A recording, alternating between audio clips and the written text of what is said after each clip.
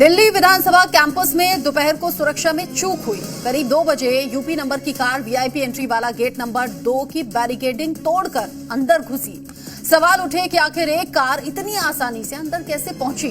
सुरक्षा ब्रेक का मकसद क्या था? पुलिस भी एक्शन में आई और इस मामले में 3 आरोपियों को गिरफ्तार कर लिया और इस बात का पता लगाने की कोशिश हो रही है कि आखिर सिक्योरिटी ब्रेक करने का इनका मकसद क्या था।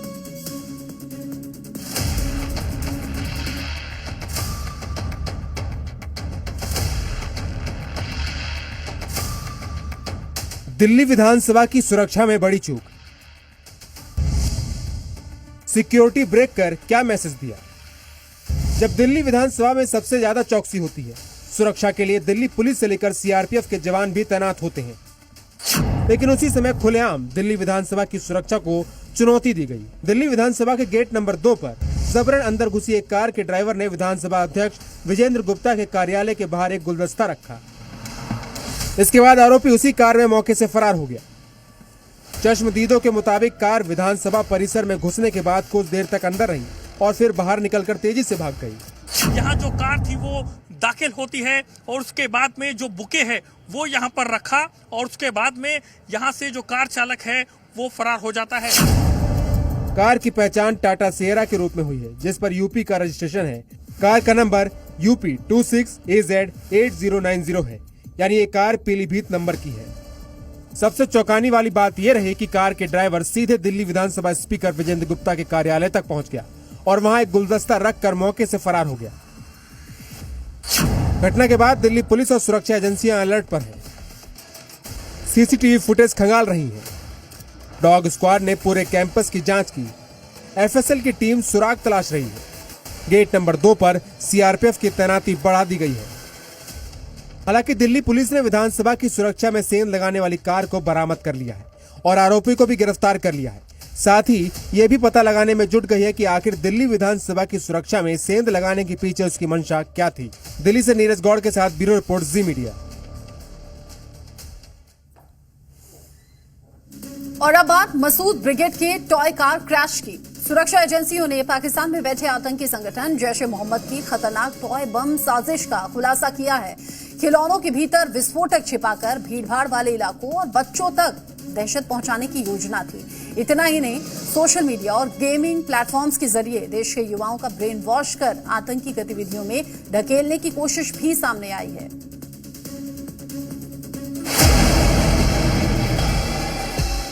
In charge. Yes, brother. It's almost ready. Good.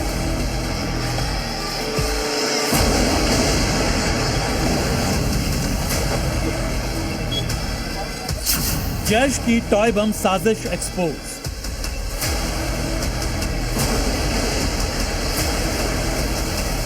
दहशत का प्लान दिल्ली डीकोड।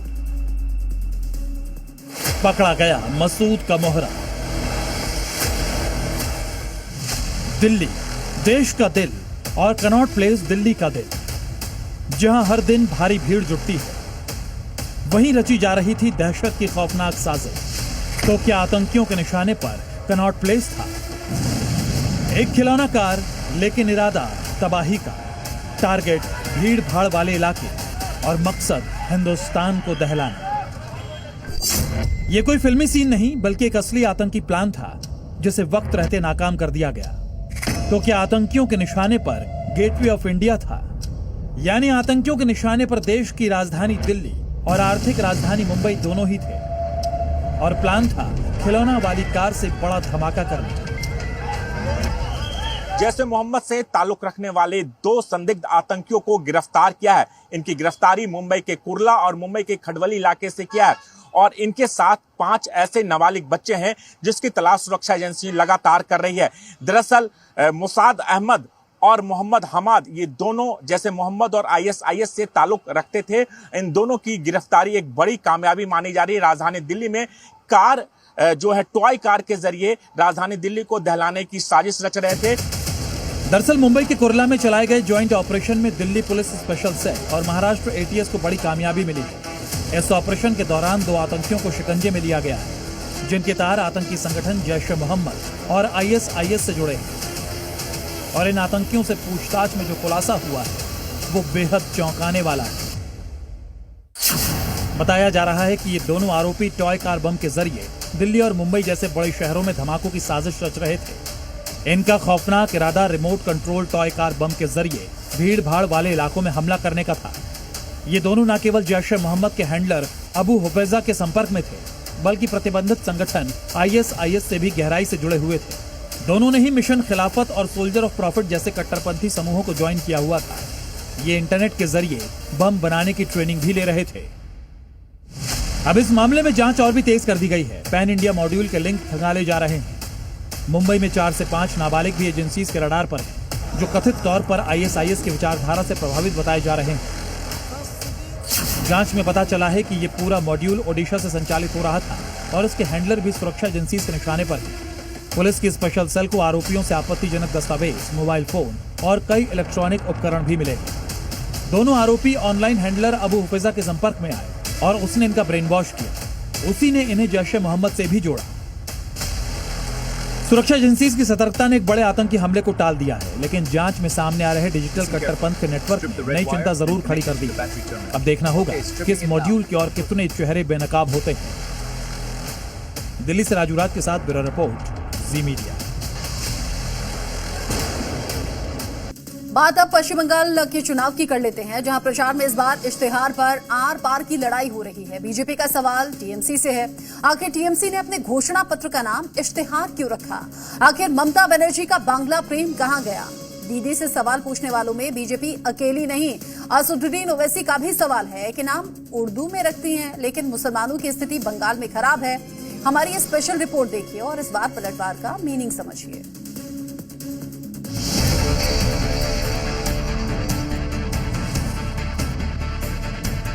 जिस घोषणा पत्र के जरिए ममता बनर्जी ने बंगाल की जनता से वोट मांगने की योजना बनाई, उस घोषणा पत्र पर ही बीजेपी ने सवाल उठा दिए हैं। कूच बिहार की रैली से पीएम मोदी ने ममता बनर्जी पर आरोप लगाया कि वो बांग्ला की पहचान बदलने में लगी हैं। आपने देखा होगा, अभी टीएमसी ने अपना घोषणा पत्र जारी किया, लेकिन उसका नाम उन्होंने बांग्ला भाषा में नहीं रखा, बल्कि उसे इश्तेहार कहा जा रहा है। आप सोचिए, ये कैसे बंगाल की पहचान को बदल रहे हैं। 1905 में मजहबी ताकतों ने बंगाल में लाल इश्तेहार जारी किया था। उसके बाद हिंदुओं का नरसंहार किया गया था। ममता बनर्जी की सरकार से बीजेपी का सवाल है कि आखिर बांग्ला शब्द का क्यों नहीं उर्दू शब्द का इस्तेमाल क्यों हो रहा है? घोषणा पत्र का नाम इश्तेहार क्यों रखा है? बांग्ला भाषा के प्रति बहुत अप्रतिम आत्मीयता और अगाध प्रेम बताने वाले लोग बताएं, क्या इश्तेहार बांग्ला का शब्द है, फारसी का शब्द है? इस मुद्दे पर सवाल सिर्फ बीजेपी ही नहीं उठा रही। मुर्शिदाबाद में बाबरी मस्जिद बनाने जा रहे हुमायूं कबीर के सियासी साथी असदुद्दीन ओवैसी ने भी दीदी से सवाल पूछ लिया। उर्दू में जारी कर रहे हैं, आप बताइए 29% आबादी है मुसलमानों की, वहां से 7% गवर्नमेंट एम्प्लॉयमेंट में है। सबसे ज्यादा स्कूल ड्रॉप आउट मुसलमानों का है। बच्चियों का लो लिटरेसी रेट है। अगर आप मालदा मुर्शिदाबाद चले जाएंगे, वहां तो बहुत ज्यादा गरीबी है। दीदी के जिस इश्तिहार को लेकर बंगाल में बवाल हो रहा है, वो आखिर है क्या? दरअसल इसका लिंक आजादी के पहले के बंगाल से जुड़ा है। 1905 से 1907 के बीच बंगाल में लाल इश्तिहार नाम का एक विवादित दस्तावेज सामने आया था। इब्राहिम खान का लिखा गया और ढाका के नवाब के प्रभाव वाले क्षेत्रों में बांटे गए इस पर्चे यानी इश्तिहार का मकसद मुस्लिम समाज को स्वदेशी आंदोलन और हिंदुओं के खिलाफ लामबंद करना था। बीजेपी इस ऐतिहासिक घाव को टीएमसी के इश्तिहार से जोड़ रही है। हालांकि ममता बनर्जी इस चुनावी लड़ाई को बांग्ला भाषा बनाम हिंदी बनाने में जुटी है। अपना दायित्व बीएसएफ बॉर्डर আপনার হাতে, তাহলে যদি কোনো খুশবইটিয়া কোথাও ঢুকে থাকে তার জমিদারি তো আপনার। আপনি আগে পদত্যাগ করুন, তারপরে খুশবইটিয়ার কথা বলুন। বাংলায় কথা বললে খুশবইটিয়া রোহিঙ্গা আর আপনি ভোট চাহেঙ্গা। बहरहाल बंगाल का सियासी पारा हाई है।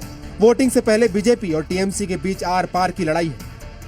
बीजेपी यहां बढ़त बनाने और चुनाव जीतने के लिए एड़ी चोटी एक किए हुए, लेकिन दीदी के सामने सत्ता बचाने की चुनौती है। ब्यूरो रिपोर्ट, जी मीडिया। गंगा जिसे मोक्षदायिनी और आस्था की धारा माना जाता है, लेकिन उसी गंगा को अपवित्र करने की साजिश एक के बाद एक हो रही है। गंगा की लहरों पर कभी इफ्तार पार्टी तो अब शराब पार्टी का वीडियो सामने आ रहा है। वाराणसी में गंगा में शराब पार्टी को लेकर पुलिस एक्शन में तो है, आरोपियों की तलाश की जा रही है, लेकिन सवाल ये भी उठ रहे हैं कि आखिर बार बार ऐसा हो क्यों रहा है।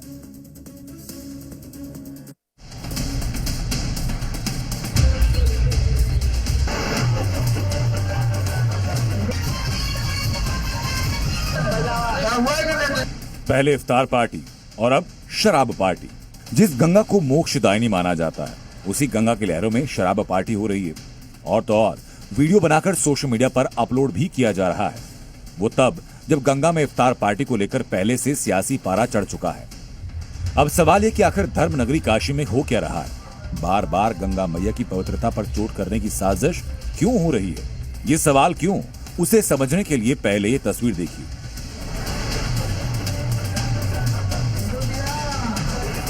ये तस्वीरें वाराणसी की, जहां मां गंगा की गोद में कुछ लोग जश्न मनाते नजर आए। हाथों में बियर की बोतल, तेज डीजे की धुन और गंगा के बीच पार्टी। सवाल ये कि क्या यही है काशी की संस्कृति? बताया जा रहा है कि लोग बड़ी शीतला माता मंदिर में बधावा लेकर जा रहे थे, लेकिन परंपरा की आड़ में खुलेआम नियमों का उल्लंघन हो रहा है। गंगा में डीजे और शराब दोनों पर पूरी तरह प्रतिबंध है।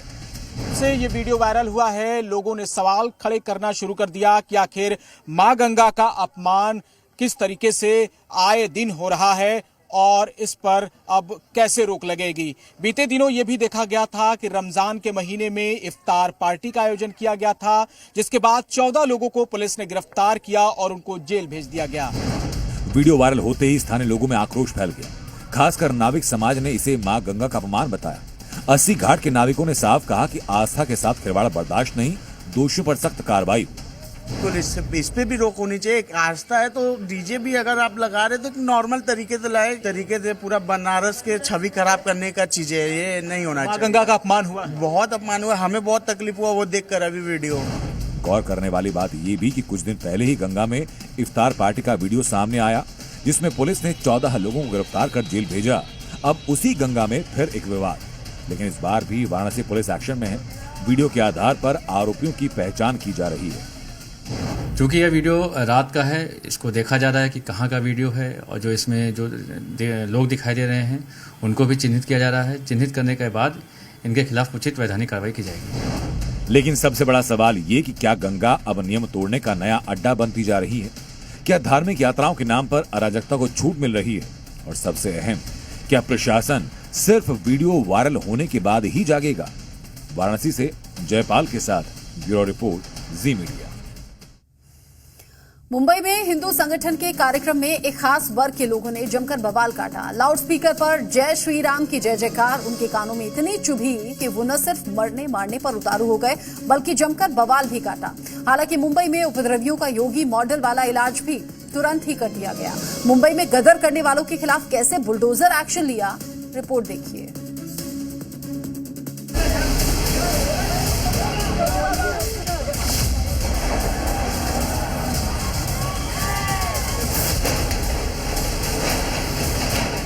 राम भक्तों पर हमला हुआ, बुलडोजर ने हिसाब लिया। मुंबई में कट्टरपंथियों का गदर, सनातन यात्रा में चले पत्थर। मायानगरी मुंबई, जहां की रातें चमकदार और अपनी रफ्तार के लिए जानी जाती हैं, लेकिन इसी मुंबई के मलाड इलाके में रविवार की रात को डर और सांप्रदायिक तनाव ने अपनी गिरफ्त में ले लिया। आधी रात का वक्त था, लोग अपने अपने घरों में थे। अचानक शोर उठा, नारे लगे, माहौल बिगड़ा और देखते ही देखते दो गुट आमने सामने आ गए। जो हंगामा बहसबाजी से शुरू हुआ था, वो देखते ही देखते हिंसा में तब्दील हो गया।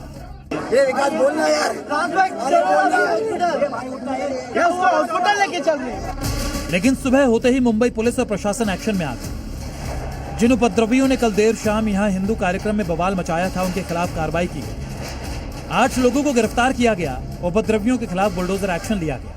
बीएमसी ने हंगामा करने वाले आरोपियों के अवैध निर्माण पर बुलडोजर चलाया और अवैध निर्माण को ध्वस्त करने का काम शुरू कर दिया। संतोष नगर का इलाका है, जहाँ पे रविवार की देर शाम को 2 गुटों में लड़ाई हो गई थी। आज सुबह यहाँ पर बीएमसी का एक्शन हुआ है। बीएमसी ने तोड़ कार्रवाई करी और अब तमाम भीड़ इस वक्त यहाँ पर आप देख सकते हैं, महिलाएं भी यहाँ पर आपके सामने दिख जाएंगी और तमाम जो लोग हैं, जो रेजिडेंट हैं लोकल, वो यहाँ पर हनुमान चालीसा का पाठ कर रहे हैं विरोध स्वरूप। जाहिर तौर पर कल जिस तरह के हालात थे यहाँ पर बहुत ज्यादा यहाँ पर दोनों गुटों के बीच में एक हिंसक झड़प देखने के लिए मिली। दरअसल मुंबई के मलाड ईस्ट के संतोष नगर में दक्षिण भारतीय लोगों का पूजा कार्यक्रम था। इस पूजा कार्यक्रम के तहत एक धार्मिक यात्रा निकाली जा रही थी और धार्मिक यात्रा में लाउडस्पीकर पर जय श्री राम वाले भक्ति गीत बजाए जा रहे थे। लाउडस्पीकर की तेज आवाज को लेकर मुस्लिम समुदाय के एक युवक ने आपत्ति जताई, जिसके बाद विवाद बढ़ गया और दोनों पक्षों के बीच मारपीट शुरू हो गई। छोटा सा विवाद था, वो सुलझ सकता था, लेकिन क्या है पुलिस वालों ने ही बढ़ाया मामला। हाँ, उल्टा उनका संरक्षण करने के लिए आए, बजरंग दल वालों को ही मारे। हाँ, पुलिस वालों की गलती है। आपको पता है सब। वही अभी मेरा कोने पे दुकान है सब्जी का, लेकिन हम लोग को इतना डर है कि ये लोग रात को 12 बजे के बाद ये लोग का है ना चरस, गांजा, ड्रग्स, वो इंजेक्शन लेना वगैरह सब चालू रहता है। हाँ, इलाके में बुलडोजर एक्शन के बाद हड़कंप मच गया। जय श्री राम के विरोध में मुस्लिम समुदाय के इस उपद्रव ने इलाके में तनाव खड़ा कर दिया। रात में हंगामे और हिंसा की सूचना मिलते ही मुंबई पुलिस तुरंत मौके पर पहुंची और हालात को काबू करने की कोशिश की। भीड़ को कंट्रोल करने के लिए पुलिस को हल्का लाठीचार्ज भी करना पड़ा। जो भी जोशी है उनके ऊपर कार्रवाई कर रहे हैं। जो जख्मी है वो हॉस्पिटल में है, अभी उनका स्टेटमेंट लेकर जो सवाल है बताएंगे, अटक भी करेंगे। सनातन यात्रा पर हमला करने वाले आरोपियों के खिलाफ बुलडोजर एक्शन पर सवाल भी उठ रहे हैं, लेकिन प्रशासन का कहना है कि जो भी एक्शन लिया जा रहा है वो सब कानून के दायरे में है। रात में हंगामे के बाद और सुबह बुलडोजर एक्शन को लेकर इलाके में पुलिस ने व्यवस्था बढ़ा दी है। मुंबई से अंकुर त्यागी के साथ ब्यूरो रिपोर्ट, जी मीडिया। उत्तर प्रदेश सरकार अपने गवर्नेंस मॉडल की तारीफ करते थकती नहीं है, लेकिन कानपुर के HBTU के छात्र कह रहे हैं कि हकीकत कुछ और ही है। लगातार 48 घंटे से ज्यादा का वक्त हुआ बिजली गुल है, जिससे पढ़ाई बाधित हुई, हॉस्टल में परेशानियां हैं और सड़कों पर प्रदर्शन हो रहे हैं। ऐसे में सवाल उठता है कि क्या यही है सर्वश्रेष्ठ शासन? आज हम दिखाएंगे वो तस्वीरें जो सरकार के दावों और वास्तविकता के बीच की बड़ी खाई खोल रही है। स्पेशल रिपोर्ट देखिए।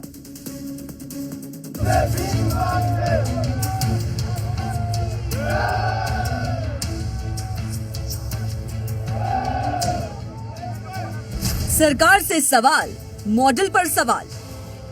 उत्तर प्रदेश सरकार की शासन व्यवस्था को आज देश में सर्वश्रेष्ठ मॉडल के तौर पर देखा और अपनाया जाता है। खुद सूबे के मुखिया बार बार जन सरोकार के मुद्दे पर मुखर नजर आते हैं और जब बात छात्रों और उनकी पढ़ाई की हो तो हर सुविधा तुरंत मुहैया कराने और समस्या के समाधान का भरोसा देते हैं। लेकिन सरकार के इस दावे और भरोसे को उत्तर प्रदेश के कानपुर में चुनौती मिल रही है। लगातार बिजली नहीं आने से परेशान छात्र सड़कों पर आ गए हैं। सरकार के खिलाफ अपनी नाराजगी जाहिर की है। इनका आरोप है कि लगातार बिजली गुल रहने से इनकी पढ़ाई बाधित हो रही है। ये कोई छोटी मोटी असुविधा नहीं, बल्कि छात्रों की रोजमर्रा की जिंदगी और उनके भविष्य पर सीधा असर डालने वाली स्थिति है। विकास का सच, कहां है व्यवस्था? दरअसल कानपुर से आई तस्वीरें केवल एक शहर की समस्या नहीं, बल्कि पूरे सिस्टम की पोल खोलने वाली स्थिति बन चुकी है। हरकोट बटलर टेक्निकल यूनिवर्सिटी यानी HBTU, जो अपनी तकनीकी शिक्षा और अनुशासन के लिए जानी जाती है, आज वहां के छात्र सड़कों पर उतरकर प्रदर्शन करने को मजबूर हैं। वजह है पिछले 48 घंटों से पूरी तरह ठप पड़ी बिजली आपूर्ति। बताया जा रहा है कि आंधी तूफान के बाद बिजली व्यवस्था पूरी तरह से चरमरा गई, लेकिन सवाल यहाँ मौसम का नहीं बल्कि सिस्टम की तैयारी का है। क्या हर साल आने वाली आंधी तूफान हमारे बिजली ढांचे की कमजोरी को यूं ही उजागर करती रहेगी? क्या 24 घंटे बीत जाने के बाद भी बिजली बहाल ना होना ये नहीं दर्शाता है कि कहीं न कहीं गंभीर लापरवाही हुई है? छात्रों का सब्र अब टूट चुका है और उनका गुस्सा सड़कों पर साफ दिखाई देने लगा है। पढ़ाई पर संकट, अंधेरे में भविष्य। सोचिए, एक छात्र जो दिन रात पढ़ाई करता है, प्रोजेक्ट्स पर काम करता है, ऑनलाइन क्लासेस और रिसर्च पर निर्भर रहता है। अगर अचानक से उसकी दुनिया 24 घंटे के लिए अंधेरे में डूब जाए तो उसकी स्थिति क्या होगी? हॉस्टल में रहने वाले छात्रों के लिए ये समस्या और भी गंभीर हो जाती है। गर्मी के इस मौसम में बिना बिजली के रहना किसी सजा से कम नहीं। पंखे बंद, पानी की दिक्कत, मोबाइल और लैपटॉप चार्ज नहीं होना, ये सब मिलकर हालात को बदतर बना देते हैं।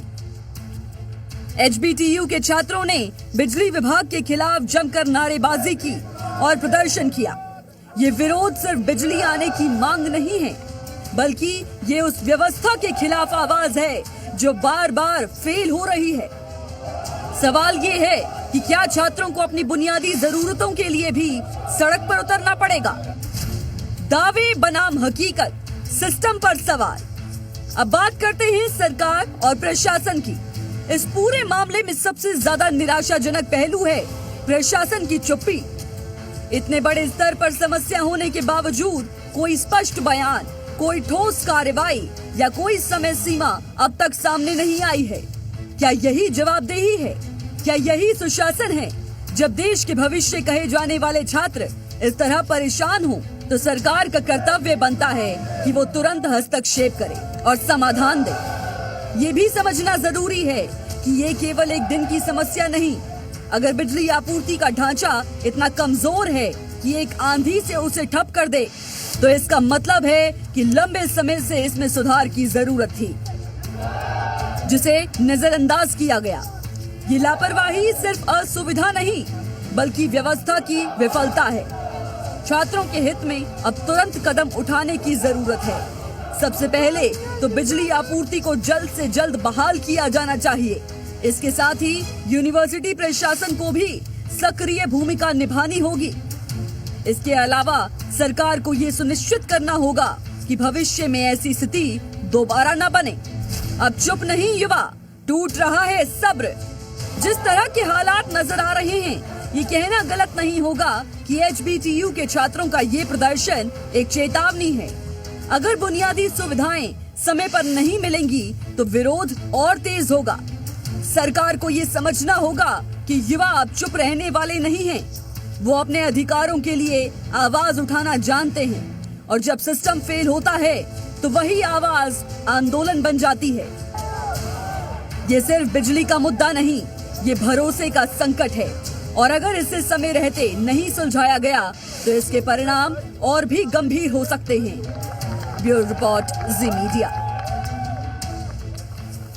मध्य प्रदेश के बैतूल में बारिश और ओलावृष्टि की मार ने लोगों की उम्मीदें छीन ली। अन्नदाता जो दूसरों का पेट भरता है, आज खुद चिंता में डूबा हुआ है। मेहनत महीनों की थी, लेकिन मौसम ने पल भर में सब कुछ उजाड़ कर रख दिया। भारी बारिश ने मुल्ताई, प्रभातपट्टन, आठनेर और भैंसदेही क्षेत्र में हुई भारी ओलावृष्टि की वजह से किसानों की फसल को भारी नुकसान पहुंचाया है।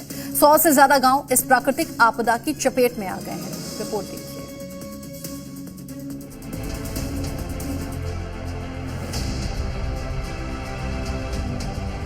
मध्य प्रदेश के बैतूल जिले में मौसम की मार ने किसानों की कमर तोड़ दी है। लगातार बारिश और ओलावृष्टि ने खेतों में खड़ी फसलों को तबाह कर दिया है। महीनों की मेहनत पल भर में बर्बाद हो गई और किसान आज खुद ही संकट में फंसा हुआ है। हर खेत में बिखरी तबाही की तस्वीरें दिख रही हैं। आंखों में दर्द और दिल में चिंता साफ झलक रही है। अन्नदाता की उम्मीदें टूट रही हैं और परिवारों का गुजारा मुश्किल हो गया है। राहत के इंतजार में किसान अब सरकार और समाज की मदद के लिए दुआ कर रहे हैं। ये केवल फसल का नुकसान नहीं, बल्कि सपनों और जीवन की लड़ाई है। बैतूल जिले में बीते कई दिनों से मौसम जो है करवटें बदल रहा है और इसकी मार जो है किसान को भुगतना पड़ रहा है। लेकिन कल जो बारिश आंधी तूफान के साथ में आई, उसने किसानों की कमर पूरी तरह तोड़ दी है। जिले के लगभग 4 ब्लॉकों में ओलावृष्टि हुई है, जिसमें सैकड़ों भर गांव हैं जो प्रभावित हुए हैं। हालांकि प्रशासन जो है सर्वे का काम शुरू कर दिया है। ओलावृष्टि के बाद प्रशासन हरकत में आया। राजस्व, बीमा कंपनी, कृषि, उद्यानिकी विभागों की संयुक्त टीम किसानों के खेतों में पहुंची और नुकसान हुई फसलों को आकलन सर्वे रिपोर्ट तैयार की, जिससे प्रभावित किसानों को मुआवजा दिया जा सके। बैतूल जिले में भारी ओलावृष्टि ने किसानों की खुशियां और फसलें तबाह कर दी। इसके बाद प्रशासन हरकत में आया। राजस्व, बीमा कंपनी, कृषि, उद्यानिकी विभागों की संयुक्त टीम किसानों के खेतों में पहुंची और नुकसान हुई फसलों को आंकलन सर्वे रिपोर्ट तैयार की, जिससे प्रभावित किसानों को मुआवजा दिया जा सके। क्या जैसा आप सभी लोगों को भी देखा है कि कल शाम 4:30 बजे के आसपास तेज हवा के साथ पानी और कुछ ओले गिरने की सूचनाएं प्रकाश में आई थी। उसकी शिकायत भी आई थी। हम तुरंत मौके पर पहुंचे थे। वास्तव में ओला गिरना पाया गया था इस क्षेत्र में। तो उन सब का रात को तो हमसे जितना बना जो बना हम लोगों ने किए थे। आज इसके लिए हम लोगों ने ग्रामीण कृषि विस्तार अधिकारी, पटवारी, सचिव और हार्टिकल्चर की टीम बना के इनका जांच एवं सर्वे के लिए आदेश कर दिए हैं। ओलावृष्टि के बाद प्रशासन की ये सक्रियता किसानों के लिए उम्मीद की किरण बनकर सामने आई है, लेकिन नुकसान की भरपाई अभी भी बड़ी चुनौती बनी हुई है। ब्यूरो रिपोर्ट, जी मीडिया।